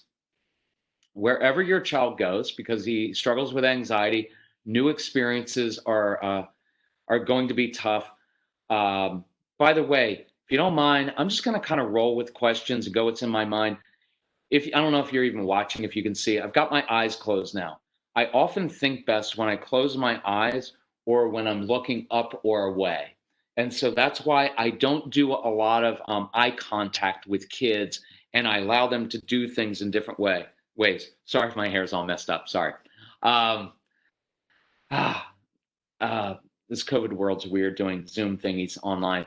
Um, so let's do a couple things here. For anxiety, wherever he goes, I would ask the adult, a teacher, taekwondo teacher, swim class instructor, a principal, assistant principal, to give him a specific job to do wherever he goes. I would start with, if you want to rate the phrase, begin with a win. I begin every day with a win with him. If I'm taking him someplace, I'm going to play to his strengths and say, oh, when we get there, do you think you could help me with X? Or let's have him, let me give you this example. So you've got a child who struggles with anxiety, and you say, hey, next week, do you want to do Taekwondo class? And he's like, sure, sign me up. Well, next week comes, I'm like, hey, we got to go to Taekwondo. And what do you get? Stomach's kind of upset, right? And he's like, I don't know if I want to go. And you're like, no, if we go right now, we'll stop at McDonald's, we'll get a Happy Meal, everybody will be happy. And what you're going to find out is bribery doesn't work. So you're going to be like, you're going to get your little butt in the car. And you're going to start forcing the child. He's going to be like, I don't want to go to Taekwondo. Taekwondo's stupid. You're stupid. And I hate you. And you're going to hear defiance and disrespect. And you're going to say, I'm the authority figure. You're not going to talk to me like that. So you're going to step into it and you're going to escalate everything.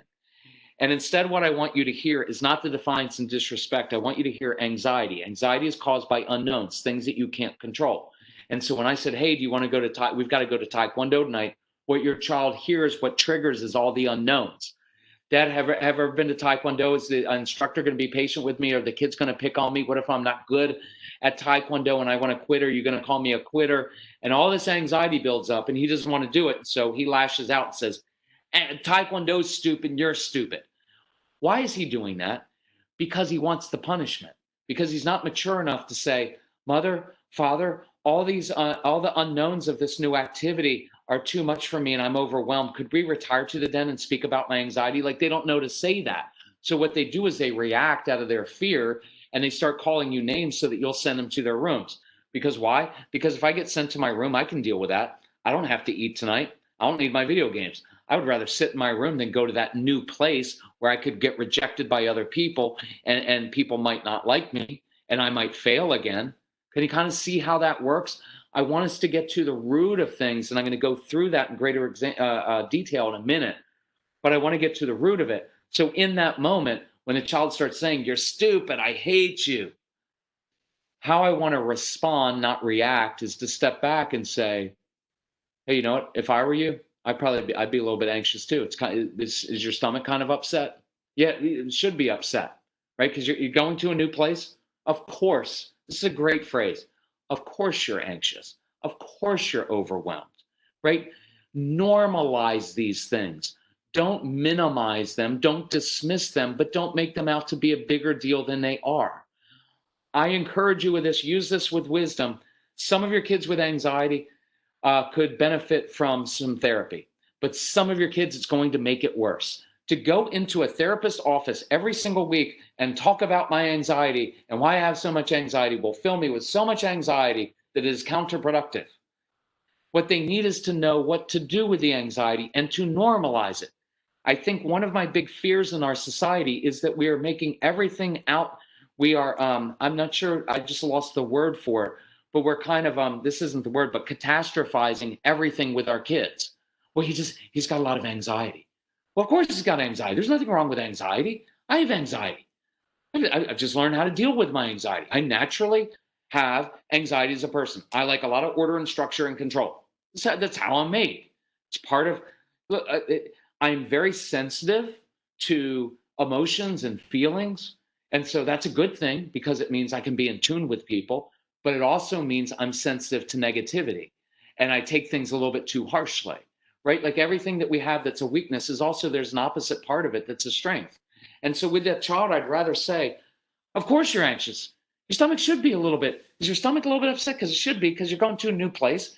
And going to new places is a little bit nerve-wracking. I get that. See, that's settling to a child. Not like, I don't know why you can't go to a 45-minute class, right? It's like with schoolwork. You know, if you would just focus, you would be done. You're so bright. It's not that hard. Watch this, because you know what the child starts to think? Well, if this work isn't that hard, but it's hard for me, maybe I'm just stupid. Well, if my brother goes to this class and it shouldn't be that hard to go to a class, and yet I feel anxious, well, maybe there's really something wrong with me. See how that works? And you begin to feed, see, they feed off of us. And we're beginning to, our society's making them internalize, well, there's something really wrong with you. Now, of course, you've got anxiety. If you don't have anxiety during the COVID time of our lives, then something's wrong with you. You should be experiencing anxiety. Where I want to spend my time is not endlessly talking about it, is giving kids tools to deal with it, to teach them when you go someplace new, do a job, do something for someone. Look, you and I do this all the time. I am not great socially in big groups. So if we get invited to someone's house for a party, I'm like, ugh. So the first thing, and I just did this 2 weeks ago. Here's what it was on a Saturday. You know what I do? I go right out to the grill, right out and say, hey, need any help running the grill? Because I love grilling out. Because I'll flip the burgers, I'll make it. And when I have a job to do, it releases so much of my anxiety. So you know what I did at their house? I'm running the grill. Now I can talk to people. Hey, what do you want on your burger? What kind of cheese you want? How do you want yours done? You want it medium? You want me to burn it? How you want it done? And it gives me context, and I've got my job. It's the first thing I do when I go any places. Is there anything I can do to help? Because when I'm busy, it helps me deal with my anxiety. And so in that moment, when you're about to have a big meltdown, instead you discover some tools to give them for the rest of their lives so they know, yeah, when you go to a new place, always ask for a job to do. Because if we took that kid 3 days ahead of time to Taekwondo place and say, hey, Mr. Taekwondo, my son's going to be in your class. He loves helping other people. Not me, but he loves helping other people, right? Could you give him a job to do? And Taekwondo guy says, hey, Jacob, psyched you're going to be in my class. Listen, I could really use your help. Those are magical words for strong-willed kids. They love being helpful. I could really use your help. Could you get here 5 minutes early every week? You could help me rearrange the mats and set up the cones and get ready for class. Could you do that? And most of your kids to other people say, yes, ma'am, yes, sir. So next week I come home, Jacob, Taekwondo, gotta roll. And what triggers in your child's brain? Not all the anxiety. It's mom, dad, remember Mr. Taekwondo said he needed my help. He wants me there 5 minutes early, so we have to leave like 3.5 hours early so we're not late because we have to fight through Prosper or Frisco traffic, and it's really horrible, right? And so when he walks into that Taekwondo class, he's got his job to focus on. Not all the unknowns. He's going to do his job, and that Taekwondo guy's going to be like, hey, fist bump. Nice job, my friend. Every week, 5 minutes early. So I don't know if let me answer it this way as well. So anxiety, ADD, connected situation is difficult. Create the success, give him jobs to do, put him in situations where he is successful. Let me do this on de-escalating. Let's do a thing on meltdowns, right? So this fell under my heading of learning to control yourself, because the quickest way to change your child's behavior is first control yourself. I want you to change that by body posture. Begin sitting down. It is a great body posture. It's very difficult to yell and lecture when you're sitting down. It takes all the steam out of emotional escalating moments. When you're standing, you tend to yell, you get like this. Sit. Just try it. It's really helpful. Sit on the floor, lie on the floor. That will immediately put out the fire of just about any situation. It is almost impossible to yell at your child or get amped up excuse me, while you are laying down on the floor or just lay on the sofa. Look, I guarantee you, for most of you, if you go and you just lie down on the sofa, your kids are gonna be like, "What are you doing? What are you doing?" Well, I was just gonna lie down on the sofa because this way I don't yell and lecture. So if you want to come lie down with me, I could probably rub your back because you've got sensory needs. And then instead of us fighting for 3 hours, we could problem solve sitting over here. Try that. Tone of voice. I've modeled that. I do it on the podcast. I do it here. Even matter of fact, tone. I do not want any emotion in your voice when you're talking to a strong-willed child because it will escalate. The moment you start talking like this, guys, all I'm asking for is a little bit of help around it. You're done because it just triggers something and then they know that you're needy and you're exhausted. I don't yell, I don't scream because it doesn't work with a strong-willed child because they are fight or flight kids and they can't be intimidated. And it just, once I start getting out of control myself, here's what your kids know. If I just push your buttons, you're going to lose it. And as soon as you lose control, I'm in complete control. I also do not use the really sweet tone with a strong-willed child. Please stop. I didn't mean to say it like that. That sounded kind of jerky. Why don't you do it anyway? Please stop with the sweetie, baby, mommy needs your help, because it sounds like weakness to them. It sounds sweet to you, but it sounds condescending to the strong-willed child. Sweetie, baby, I'm going to talk to you like this because I'm really afraid to give you a direction because every time I tell you to do something, you have a nasty meltdown. So I think if I talk to you in a really sweet tone, see, it's manipulative, is it not? It's a little bit manipulative. I'd rather talk to a 4-year-old and a 14-year-old like they're an adult. Here's what I expect because I know that you're capable of doing it, and I'm going to talk to you like an adult. That is so calming to your kids because what you're communicating is I'm in complete control of myself. So let me do this example. I just encourage you, tone of voice, try it. So let's do this example. One of the bigger triggers for me is when Casey would yell at my wife, right? And that's a big one for men. So let's replay this situation. So I walk into the room, walk into the house, and I hear Casey using a certain attitude, using tone with my wife. Remind me, Casey, to come back to what to do with tone of voice. Remember, write down chips and salsa example, if you don't mind, in the notes, and I'll try to remember this. So anyway, so what do I typically do? Hey, Casey, listen, you are not going to talk to your mother like that. And he's like, just did. And then we would escalate. You know, keep it up, young man, keep it up. You know, you keep using that tone, you're going to lose all your stuff. One more word, young man, which is code for him to say word. And I would do things like, you know what, fine. You know what, you already lost your video games for 1 week. You want to make it 2? And he'd be like, let's make it 4. And they will call your bluff. It is awful. And so I would escalate things. You know, keep it up. You know, just go to your room for the rest of your life. And you know what I realized? And I'm going to just cut right to it for this one. I intentionally provoked my son to anger. You know why? Because I was dependent on him. I needed my son to behave. Watch how this works. What I was really saying to my son was, I need you to behave because if you don't behave and do exactly what I told you to do, I'm not sure I can behave, and you do not want to see me angry. Does that make sense? I needed him to behave so that I could behave. And that is a very tricky and bad place to be in life, and a bad little toxic interaction you have with your kids. That's why I don't like the screaming and yelling, us getting upset. I will tell you as well, moms, another one is the manipulation we do. After all I do for you. That is a very toxic thing because you know what it is? It's a subtle form of manipulation. Because I've done so much for you, you owe me.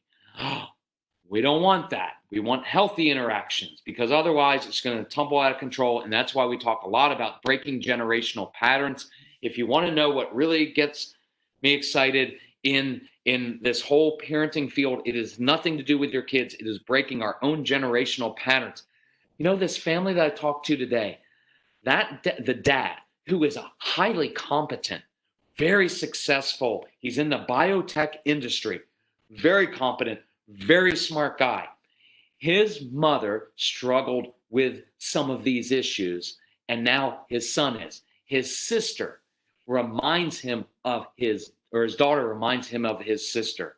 He is playing out his childhood on his 2 children. He is a highly competent, highly paid, He is 49 years old, and yet he is still working out his childhood, but he's doing it, and he's a good man. This is a good man, and you are good parents. We are just the sooner you admit that you are a flawed, broken human being, the quicker you grow into someone who is mature and can handle life. This 49-year-old biotech, he does startups. He is an entrepreneur, and yet he is reliving his childhood and taking all the negative patterns he learned as a kid and now projecting them onto his own family. And if he's not careful, and I'm going to talk to him next week and talk to him about this because he's a good man, he just needs some tools, his kids will grow up, and guess what will happen? They will do the exact same thing to their kids. And generations from now, this pattern will still continue. The big opportunity you have tonight, for the next 3 months, the next year, is not just to learn how to get your kids to behave. It is to break the generational patterns. Mine was fear and intimidation, yelling and screaming from my career military father. That was in our family for generations. I broke that. My brothers broke that, so that now our wives, our kids don't have to manage our emotions for us and walk on eggshells wondering if we're going to freak out. So I encourage you to work on that. So let's look at a different way. Let's look at a different way to handle this situation. So key phrase, and this is kind of answering that last question. It's also just good for all of us who have escalating situations. Write this down, Casey, in all caps. Motion changes emotion. Motion or movement is a tool that we use to help kids calm down. We do way too much talking in our society. Honey, use your words, use your words. And our kids are thinking, you don't want me to use my words because I'll get grounded for those words. It's not always about talking. Honey, do you want to identify your emotions? Right? Think about this. This is a good one for wives out there. Let's say you're just having a bad day, because that happens and life is really hard and you're stressed. What if you came home and you're in a slightly bad mood and your husband's like, honey, do you want to identify your emotions? Your right answer would be like, that would be resentment and hatred towards you right now. Right? It's not about always identifying our emotions. Sometimes we're overly therapized, that we do too much kind of therapy talk in our thing. What your child is looking for is not to necessarily identify his emotions. It's for someone to come along and tell him what to do with those emotions. When my son was upset, I always knew it was one of three things. He was either anxious, he was frustrated, and I'll put overwhelmed in there. Look, most of your kids are not defiant. This is not the main term. Well, he's got ODD. Most of your kids do not have ODD. I know they're diagnosed with it. They're not oppositionally defiant children. Sorry, I'm not a therapist, so I can't make that call. Use wisdom. But I want to cut through some of the BS that's in our society. It's not usually ODD. If I had to use one word, it would be frustrated. You have really frustrated kids because they're really bright. They want some ownership. They know the way they want to do things, and their entire childhood, they're put in a system. And this is not the school's fault. It's not the teacher's fault. But the system is arbitrary. Watch what we tell our kids. Or to be successful in life, you've got to have good grades and good behavior. So we're going to put you in this place where you largely have to sit still all day long. And you have to follow directions and learn things that you're not naturally interested in. And then you're going to have to do schoolwork. And after you get home from doing work all day, you're going to have to do more work. And watch, we do that to our kids, but most of us, a lot of us, you don't come home from work and then your spouse is waiting for you saying like, hey, I know you'd worked all day today, honey, but you didn't get a few things done. So let me sit you down at the table and I'm going to stand behind you and then grade your work, right? Like they're kids. And so then you're going to have to memorize information for a timed test, and then you can forget that information. And then you're going to have to line up perfectly still and walk. And then you don't get to talk in class. And then you go to the cafeteria at lunchtime. You don't get to talk there either. Right? Like, so we're setting them up for failure, basically, and saying, look, all the things that you're not good at doing, you have to do them. And people are going to grade you on it. Like that's kind of like you, if you're really creative. And tomorrow I say, tomorrow your new job is being an accountant. and you've got to fill in all the little ledgers, but you're a really super creative person. And then what am I going to do? I'm going to come along in a week and say, well, how's the job going? Yeah, my performance isn't that great. And I'm going to be like, well, you need to, obviously you just need to work harder and you need to apply yourself because I know that you're bright. So why aren't you doing well as an accountant? Or flip side, what if you're a very orderly person and you're an accountant and I say next week, your new job in your company is not to work in finance. No, you have to go work in the creative side and you have to do all the advertising and marketing. And then I'm going to come back in a couple of weeks and find out that you're failing and that your boss isn't happy with you because I just put you in a situation that you're not naturally good at doing. And then I'm going to measure you for. So, does that make sense? And many of our kids aren't naturally good at just being well behaved because they're leaders and they have a lot of energy. This little 4-year-old that likes jumping off of high things, listen, it's going to be tough for him in school for a while because he doesn't get to jump off of things. He's going to get in trouble for everything that he naturally enjoys doing. He's going to get in trouble. And so part of what you're going to have to do is walk this fine line so your kids, you give them tools so they don't get their spirits crushed. But I really want you to step back with your kids and realize a lot of this stuff that we're doing is very arbitrary with them. So I have no idea where I was except motion changes emotion. And I'm not going to overly talk about everything because I just need to know this is what, I know where I was. Forgive me for that, but it's just a better presentation when I can roll with things. So we established that your kids aren't always just being defiant. Sometimes it's anxiety, and usually they're frustrated. So my son's things were anxiety, frustration, or when he was hungry. Those are his 3 triggers in life. So I didn't have to do, so when he came at me with an attitude, this is where the chips and salsa comes in. I say, Casey, listen, the last 48 times I've heard you use that tone of voice with me, it was usually because you were anxious about something, frustrated, or you're hungry. So listen, why don't you grab some chips? I'll grab some salsa. I'll meet you out on the deck and I'll help you with whatever you're struggling with. So I'm not letting him get away with that. I'm letting him know you can talk to me in that attitude. You can use attitude with me and you can yell at me and you can roll your eyes if you want. But I just want you to know you're just going to lose all your stuff and you're not going to get any privileges. So I don't think that's the way you want to go because I don't roll that way. But something else is going on and I can tell that. So if you want to grab a football and come outside and play catch, if you want to dump your Legos out, I'll build with Legos and we can talk about it. If you want to go for a walk, I'd love to be a resource and I'd love to help you out with that because I know there's something else going on. That's what's causing you to talk to me like that. And your only 2 options are lose all your stuff, which I know you don't want, or we can move and do something different and I can listen to you and then we can problem solve. I'm good either way. I just think you'll like it better if we do the problem solving way. Does that make sense? See, discipline means literally to teach. It doesn't mean to punish or give consequences or take things away. It means to teach. And what I'm teaching my son is when he's having a bad day, when he's yelling at my wife, when he is yelling at me and using bad language or rolling his eyes, he's always got 2 options, which are one is to continue that behavior and lose everything. And that's not really helpful. But what I'm teaching him is that's usually a sign that something else is going on. And that's why I want to go for a walk with you and eat chips and salsa so that we can get to the root of it. So in this situation with he's yelling at his mother, I walk into the room instead of amping everything up, right? Because that's what I would do is amp everything up. And I always thought, oh, my wife's going to be happy because I'm standing up for her. And what she was really thinking was, you're not standing up for me. You made the night worse because now our son is in his room crying.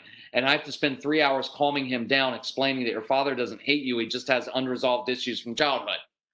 Right. And then I'm resentful toward my wife because if she wasn't so soft on him, I wouldn't have to yell. And she's resentful toward me. That's how it works. Right.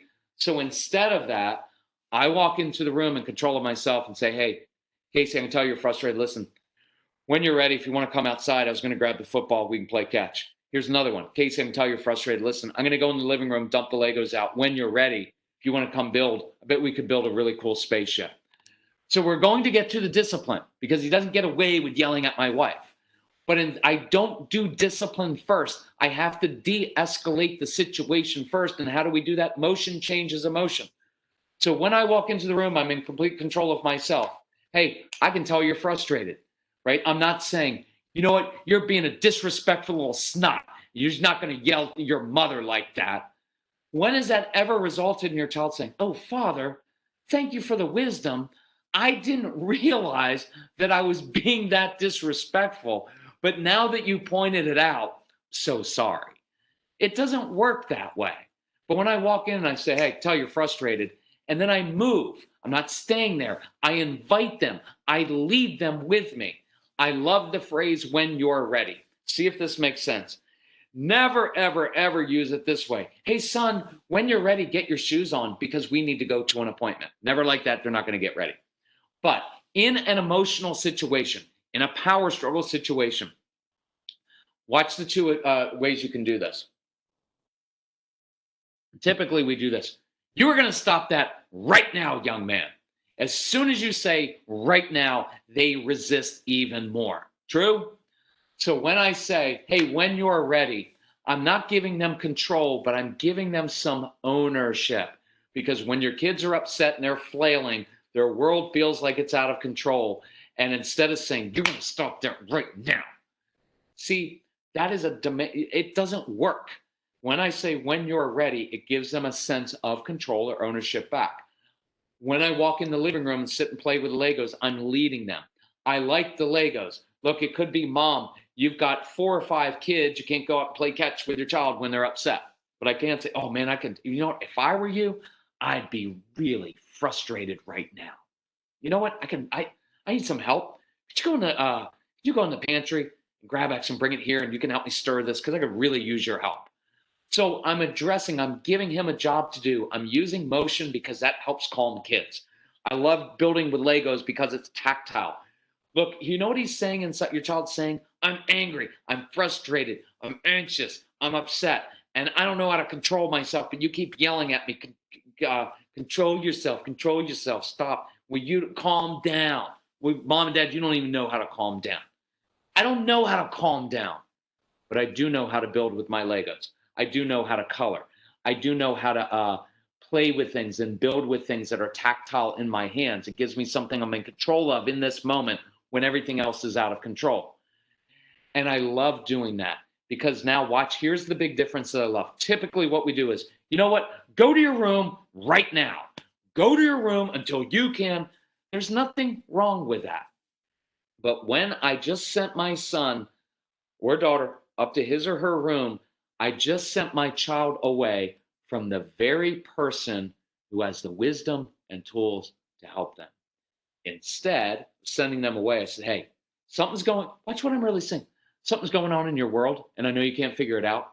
So why don't you come go for a walk? Why don't you come help me stir the soup? Help me cook. Help me do this. Sit with Legos. Color with me. Do some push-ups. Want to do some jumping jacks? Dads, any dads that are watching, watch, you don't have to solve everything. It can be as simple as you walk into the room when your child's upset and say, hey, Jacob, I forgot something. I got to run up to the store. You want to come help me? And that's it. And all you have to do is ride in the car. You don't have to talk to them. You don't have to be Gandhi. You don't have to solve Middle East peace process. You don't have to do any of that. You just need to get them out of the house for a few minutes and drive in silence up to the grocery store or up to the gas station and go get a candy bar together. And you're eating a candy bar, and maybe you sit in the back of the truck, and you sit and talk, and it's a great bonding moment, and you find out that your son was just really frustrated because he didn't make the club, team, whatever at school, or maybe it's your daughter, and she's freaking out at your wife because moms and daughters go at each other, and Dad, you don't have to solve it all. You just said, hey, honey, I'm running up to the store. Why don't you come with me? And it gives her it gives them some space from each other, and you go up there, and you go to Taco Bell or you go to McDonald's, you go to whatever, and you get a candy bar or you get a smoothie or whatever.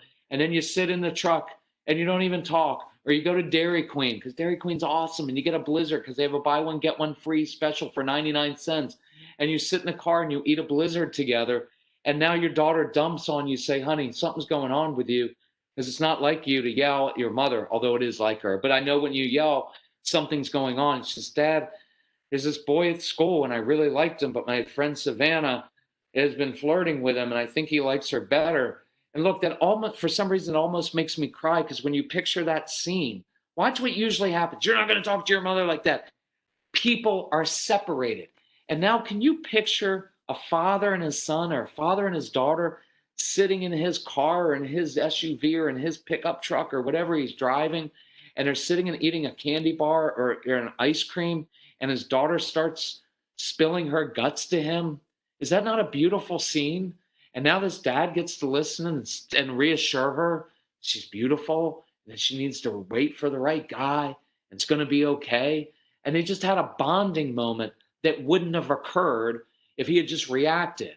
And now they come home and they're going to be smiling and laughing, and mom's going to be resentful because she's like, he just yelled at me. How come you get to do the fun stuff? And he's like, hey, be thankful that I didn't escalate. Mom will be thrilled with you, husbands. I guarantee you, this is inappropriate, but I'm going to do it because it is appropriate. It's just grown up and adult and mature. Most men, the parents that I was talking to today, well, my wife doesn't give me enough attention, and part of that included physical attention. You know why? Because you escalate everything in the home. She spends all of her time managing your emotions. I guarantee if your wife starts seeing you playing catch with your son outside and you're calming your child down, she will be all over you because she will have energy and you will be her hero. Right now, if you are acting like I did, right now, you're just a grown-up kid. You're just a big kid, and she's got to manage you also.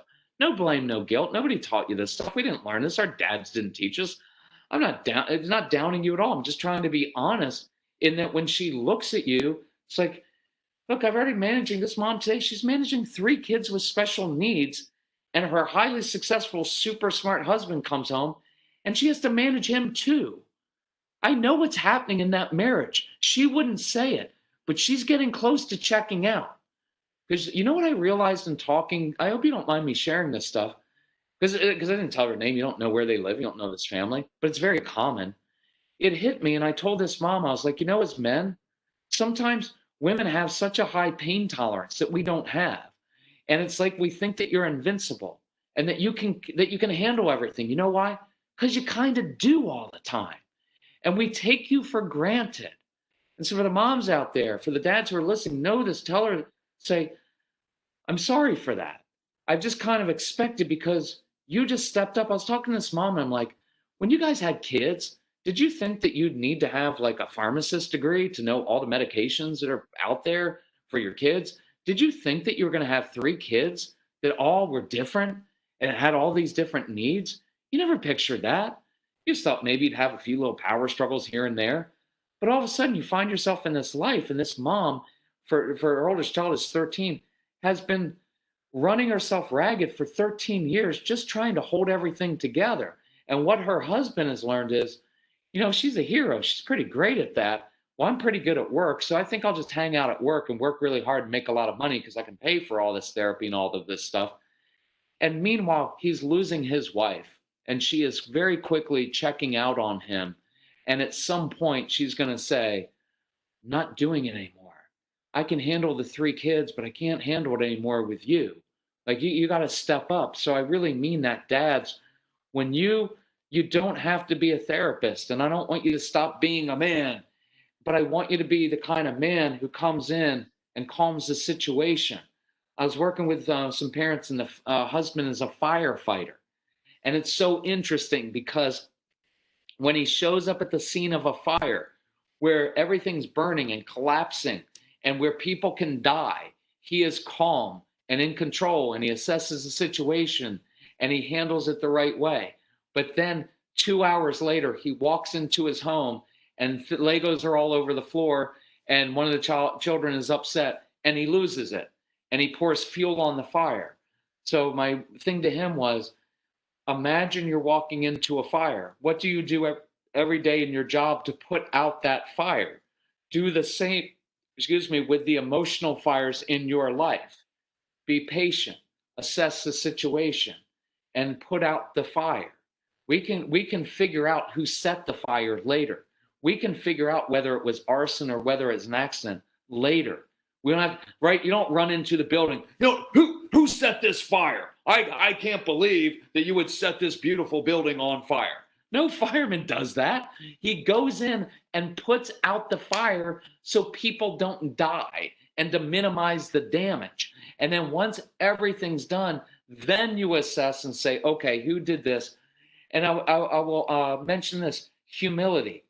Humility is a powerful tool that will break down walls. And I promise, if you use humility with the strong-willed child, I'll give you an example.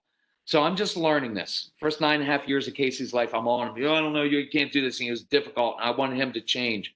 And I finally started learning this calm thing. This was one of the first things that happened. It was the same situation, by the way. He's yelling at my wife about something. So I'm like, you know what? Get up to your room. And so I catch myself. I'm like, hey, I get it. Something's going on. Listen, why don't you go upstairs and dump out some Legos, and I'll come upstairs and I'll help you out. Well, as I go to walk upstairs a couple minutes later, I trip on the Legos that were sitting in the middle of the stairs. And I got furious because how many times do I have to tell you not to leave your Legos in the middle of the floor because someone could trip and someone's going to die, right? And so he's all upset. And so I get up to the room and I want to yell at him and I have to regather myself. And I go up and he's in his room.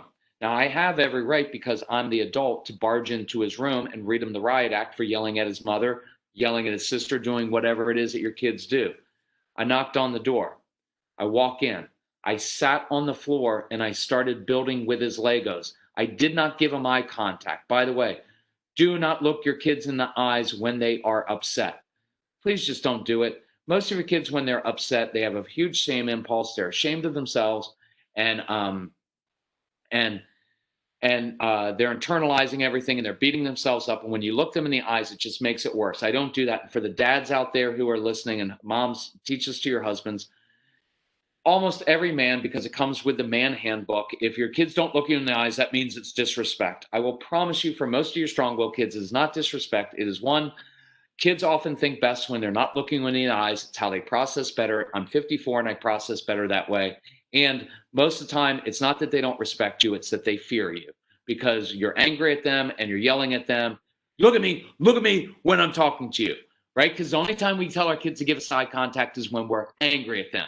We never come home and say, look at me. It's a good choice you made. I'm proud of you. But I want you to do that sometime because it's really cool and it'll freak them out.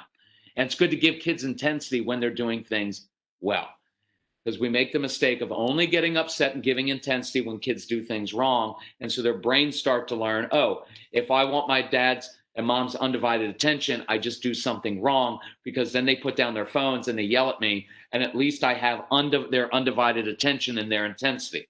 So I want you to work on giving your kids intensity when they do things well. That was a good choice, my friend. That was awesome. Proud of you. Dads, you don't have to talk a lot. Just a little fist bump and a grunt sometimes is enough because they know you're proud of them. Don't overlook that. It's a huge part of motivating your child. But anyway, I sat on the floor and I started to build. Oh, so don't take that the wrong way, the eye contact thing. And I started building the Legos. I didn't say a single word. 3 or 4 minutes later, what do I hear? Casey slinks down off of his bed. We're sitting off the floor. And what do I hear? Dad, I'm sorry. I shouldn't have yelled at mom and I shouldn't have yelled at you. Humility will lead a child to contrition. I would rather have contrition than a forced apology. You need to apologize right now. Sorry. Right? And we do that all the time. They were like, okay, I guess that's an apology. Humility leads to contrition. And my humility will calm a child down more. Well, but I'm the authority figure. Yeah, I know. And the best authority figures that I've ever known in my life, my best authority figure bosses were people, men who were, and women who were very patient with me, who took time, who taught me, and who were long suffering with me. They weren't the ones who were short and just screamed at me and said, Martin, if you don't shape up, you're going to have to look for another job. That's not a great authority figure. My greatest boss was a guy named Jack Elwell. I don't know if he's still alive. I wish if I could ever find him, I want to thank him. I was a young kid. That man took so much time with me, and I revered him, and I worshipped the snow that he walked on, because we lived in Wisconsin at the time. It was always snowing up there. But that man he was a 6'6" massive guy who was a lineman. He played at Purdue. And this was 30 years ago now. And that man could ream me by looking at me the wrong way, right? And he was so patient with me. That's the kind of authority figure I want to look up to. And so watch, in this situation, remember where, let me close up with this. Remember we did that thing on de-escalating, and I'm telling my son, hey, when you're ready, let's play catch, sit on the living room, play with Legos. Instead of being separated from my son, I am now with my son. And here's what I'm communicating. Son, Casey, write this down if you don't mind. Son, when your world is out of control, mine's not. I can handle you at your worst. Son, when your world is out of control, mine's not. I can handle you at your worst. And I have now just communicated to him a very important principle. So when he is in middle school and high school and is going through really horrible things that we didn't go through until we were much, and being exposed to things that we weren't exposed to, many of us till we were in college or much later in high school, it's happening younger and younger.